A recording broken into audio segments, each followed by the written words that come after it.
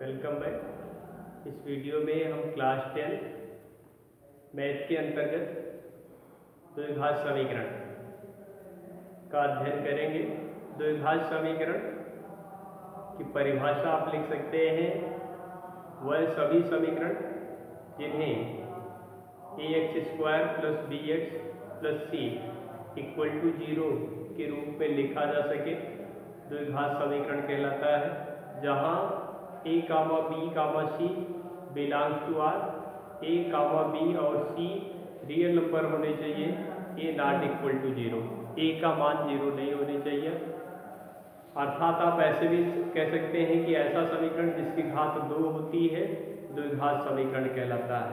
द्विघात समीकरण का मानक रूप ax² + bx + c = 0, a b c belongs to R, a b c वास्तविक संख्याएं हैं तथा a not equal to 0, a का मान 0 के बराबर नहीं होना चाहिए, क्योंकि अगर a का मान 0 हो गया तो इसकी घात जो है इस समीकरण की घात 1 हो जाएगी और दिया गया समीकरण रैखिक समीकरण होगा। पहली एक्सरसाइज में आपको पढ़ना है, जांच कीजिए कि क्या निम्न द्विघात समीकरण है। कोई भी समीकरण दिया गया होगा उसको द्विघात समीकरण आपको दिखाना है, वो द्विघात समीकरण है या नहीं। तो सबसे पहले आप उसको स्टैंडर्ड फॉर्म में लिखेंगे, मानक रूप में लिखेंगे। आपको बताया गया द्विघात समीकरण का मानक रूप ax² + bx + c = 0, जहाँ a not equal to 0, a, b और c वास्तविक संख्याएं हैं। आइए पहले प्रश्न को सॉल्व करते हैं। x + 1 whole to power 2 = 2 into x minus 3 implied that x² + 2x + 1, a plus b whole to power 2 = a to power 2 plus 2ab plus b to power 2 equal to 2x minus 6।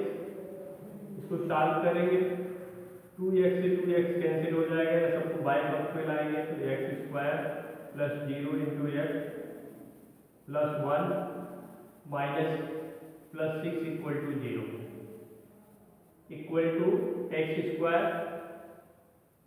plus 0 into x plus 7 equal to 0। इस अब आपको स्पष्ट है कि ये ax² plus bx plus c के रूप में है। यहाँ a का गुणांक 0 नहीं होना चाहिए, या x² का गुणांक 0 नहीं होना चाहिए, x² का गुणांक 0 नहीं है।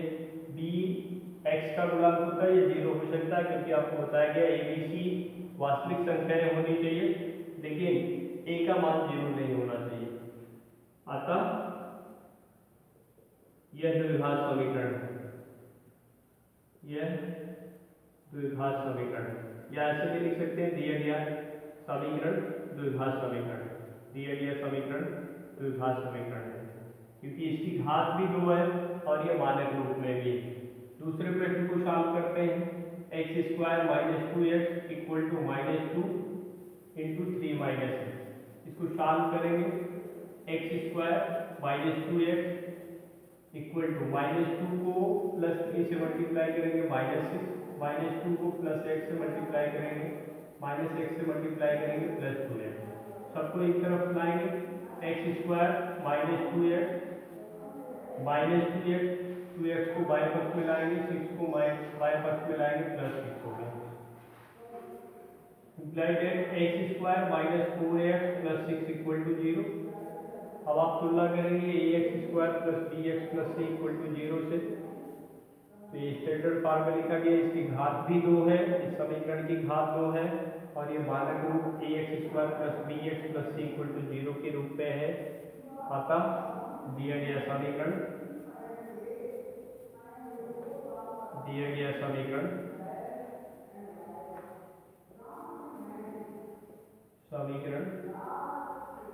द्विघात समीकरण है, द्विघात समीकरण है। अगले प्रश्न को सॉल्व करते हैं।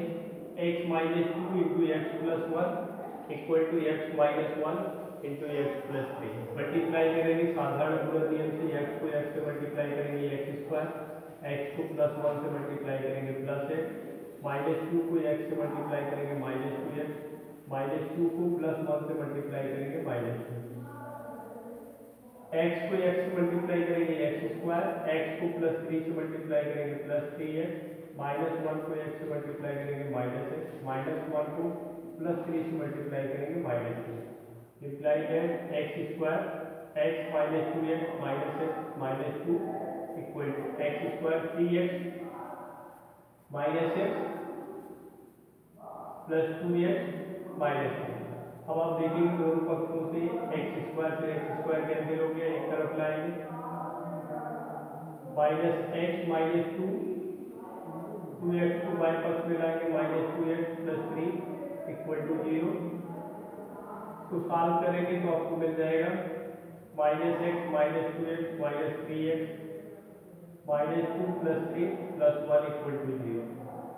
अब आप इसको अगर व्यवस्थित करके लिखेंगे तो ऐसे लिख सकते हैं 0 into X square minus 3x plus 1 equal to 0।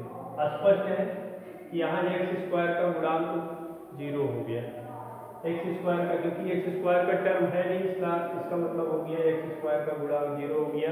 और आपको बताया गया है कि कोई भी समीकरण द्विघात समीकरण होगा वो A X square plus B X plus C equal to 0 के रूप में होगा।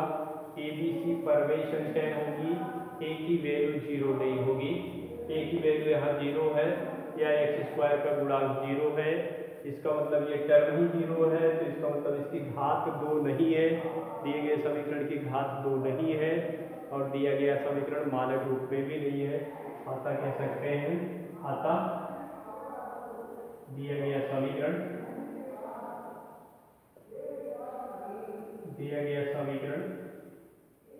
द्विघात समीकरण नहीं है, द्विघात समीकरण नहीं है। कोई भी समीकरण द्विघात समीकरण होगा तो A X square plus B X plus C equal to 0 के रूप में होगा। ए बी सी वास्तविक संख्याएं होंगी, ए 0 के बराबर नहीं होगा। इस द्विघात समीकरण के मूलों की संख्या 2 होती है, ये भी आपको आना चाहिए। द्विघात समीकरण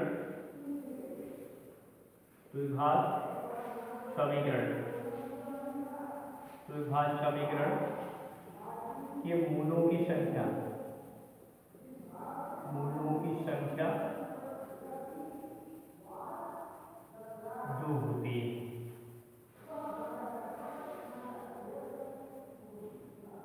आगे हमको पढ़ना है किसी भी द्विघात समीकरण के मूल ज्ञात करने की विधियां।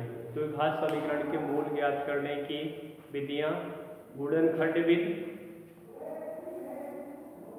पूर्ण वर्ग बनाकर मूल ज्ञात करने की विधि और श्रीधराचार्य से सूत्र मूल ज्ञात करने की विधि। इसके बाद की एक्सरसाइज में हम गुणनखंड विधि से द्विघात समीकरण का मूल ज्ञात करेंगे।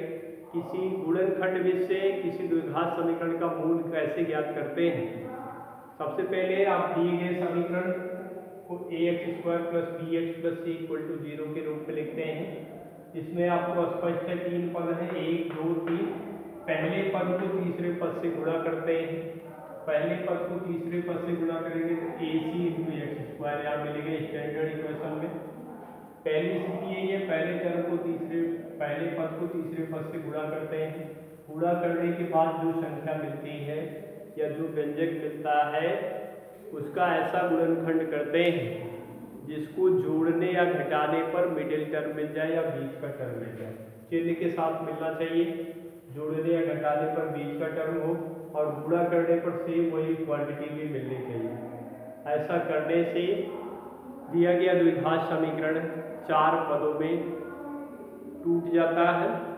उसके बाद 2 पदों को सॉल्व करते हैं तो उसमें कुछ उभयनिष्ठ मिल जाता है, इनके फैक्टर मिल जाते हैं, उनको 0 के बराबर आप करते हैं, x के मान मिल जाते हैं, x के 2 मान मिलते हैं।